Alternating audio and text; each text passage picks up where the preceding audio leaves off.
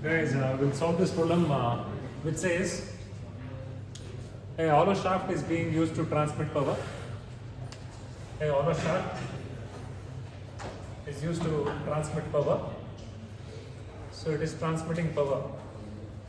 And it is transmitting how much? The power which is being transmitted is 200 kilowatts. 200 kilowatts at 80 RPM. At 80 RPM. So with this data, of course, whether it is hollow or anything, you can definitely find out the torque which is being transmitted, because we know the formula. We know the formula P is equal to 2 pi nt by 60. So it's visible now? P? Okay. So we know by the formula P is equal to 2 pi nt by 60. So the 60 for converting this RPM into RPS. Okay. So we can find out T. So let us find out T and then go ahead. So the power which is shown here is 200 kilowatts. So 200 kilo is 10 to the power of 3 and watt is Newton meter per second. Newton meter per second. And this is being transmitted at 80 RPM. So this is N. This is N RPM. So we should substitute these values here. So 200 into 10 to the power of 3 Newton meter per second is equal to 2 pi N. N is actually 80 RPM. 80 multiplied by T, which is not known to me, divided by 60. So let us find out T now. So what is the value of T? So here you will see that here if this units has to be balanced. So here you have got seconds here.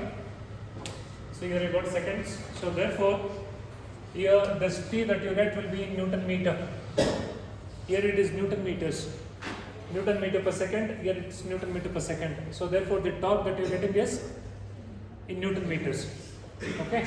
So the answer that you are getting is Newton meters. Please don't write some random units, because you see the units here.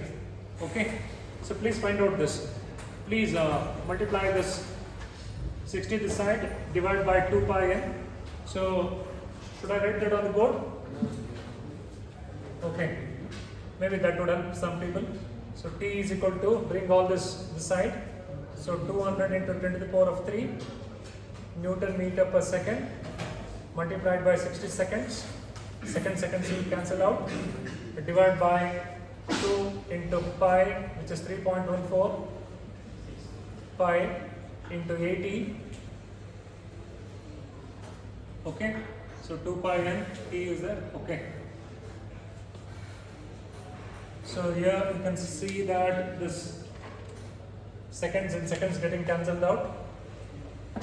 So what you are left with is 2387. how much? 2387. 3 2387. 28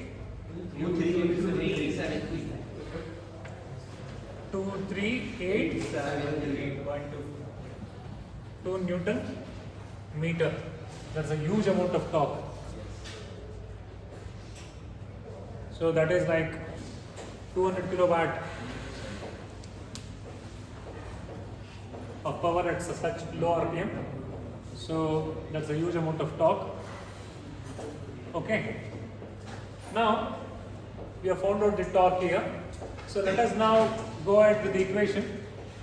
So the equation for the torsion that we are familiar is, last time I said the torsion equation is given by, so torsion equation. So what is torsion equation? So that is tera towel ganga ita jaldi rin lagao. Okay, of course this part of the equation is not used usually, so we'll try to use the first part of the equation, because this is where we play with the shear stress, the dimensions of the shaft and all that. Okay. Now we have found out T, guys. We have found out T from this, and the shear stress is given here. If the shear stress is not to exceed 60 MPa, 60 MPa shear stress is given. So 60 MPa shear stress, of course shear stress 60 MPa. So megapascal, 1 megapascal is how much? Newton per mm square. Pascal is Newton per meter square. Multiplied by 10 to the power of 6, it becomes Newton per millimeter square. So you can substitute here, and here the only issue is that it is Newton meter. So better convert into Newton millimeter whenever it's required. Okay, and then we know that JP basically. So we can, is it seen up to here? Yes, sir. Okay, so here we know that in this equation, this Jp is nothing but pi d to the power of 4 divided by 32, and this R is nothing but d by 2. Okay, but here it is said that it is a hollow shaft. It's a hollow shaft, so therefore the equation becomes slightly different. So if it was a solid shaft, we write this Jp like this. If it's a solid, suppose if it is a hollow shaft, Jp is given by pi by 32, and if it and outer, so basically the polar modulus is of a hollow shaft is that is when this shaft was without this hollow section, d naught to the power of 4, that is pi by 32 into d naught to the power of 4 minus this, that will give you the polar modulus for the hollow shaft. So bigger shaft minus the hollow section inside. So minus di to the power of 4. Okay. Then here, basically here, usually we always say shear stress for the fiber which is at a radius r. So maximum shear stress will be always at the where?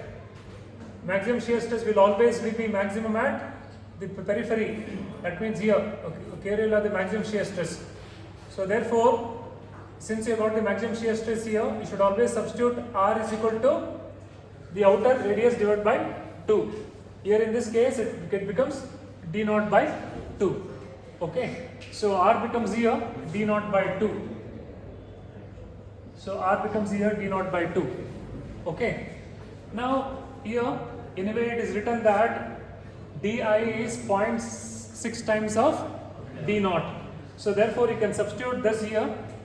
So here pi by 32 and here d naught. So d naught to the power of 4 minus 0.6 d naught, because di is equal to 0.6 times of d naught to the power of 4. Please don't forget this. This is raised to the power of 4. Okay, don't directly say it as 1 minus 0.6 is 0.4. Don't do that. Okay, and then you know this. Okay, now everything is in terms of d naught.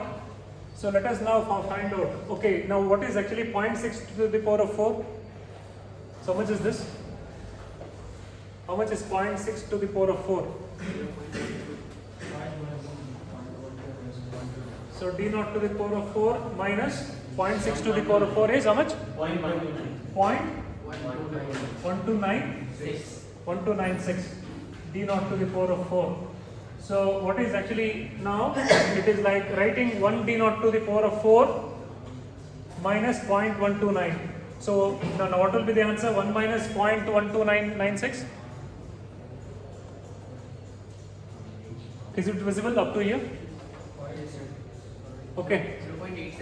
0.8704 d naught to the power of 4. So you got this Jp value as so much, which is in terms of d naught.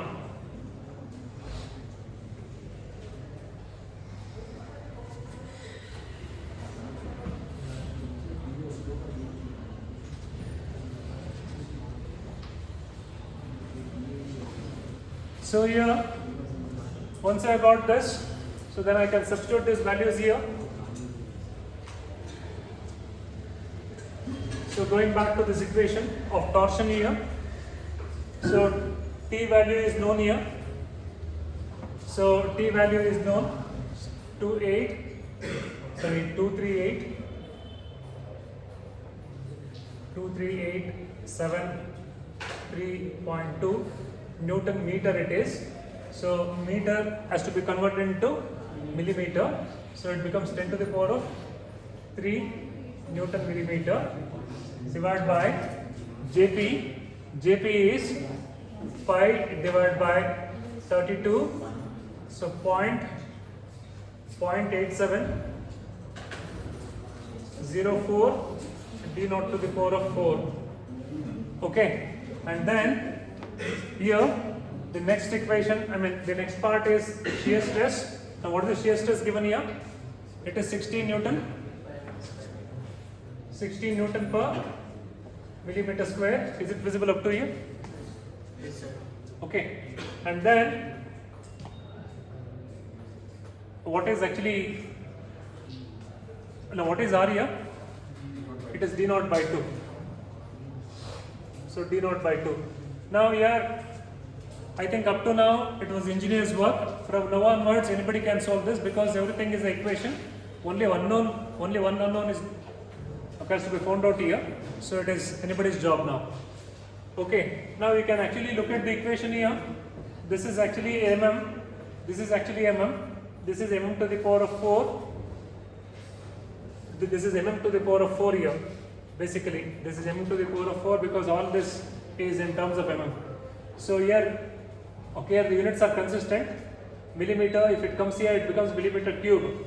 Here, if this millimeter square comes here, it becomes millimeter cube. It is Newton per millimeter cube. So both sides, the units are consistent. So therefore, you can definitely go ahead. Everything is proper. Guys, how do you actually go about?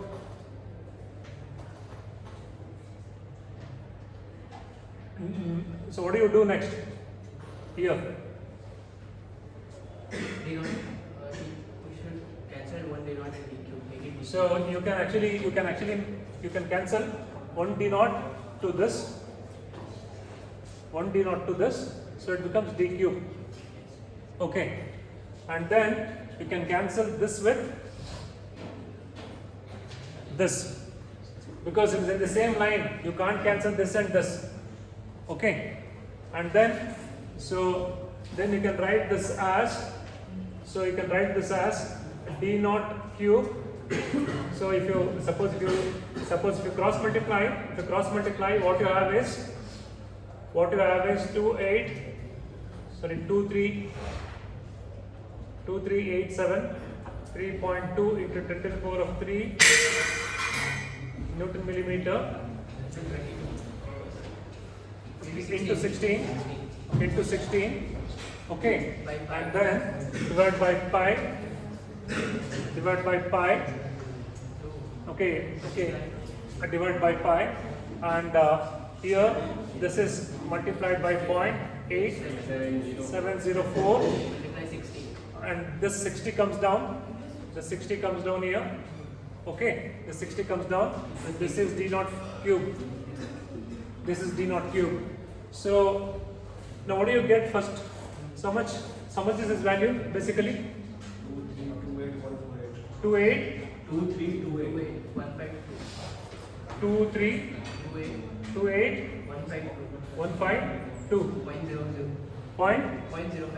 0.055. So which is actually millimeter to the power of cube.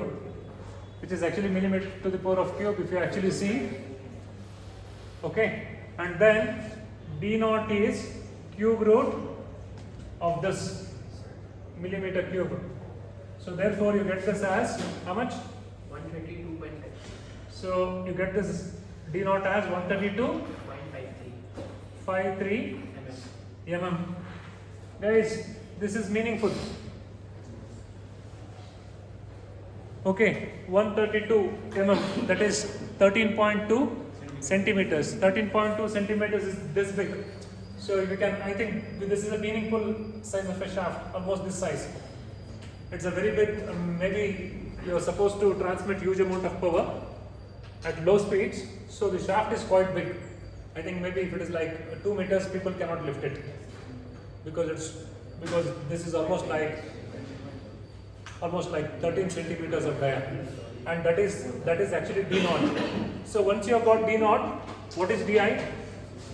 So D naught you found it as 132.53. So what is DI? 79.5. 79 is 0.6 times of that. How much? 79.5 mm. So that is the D naught and DI for this shaft.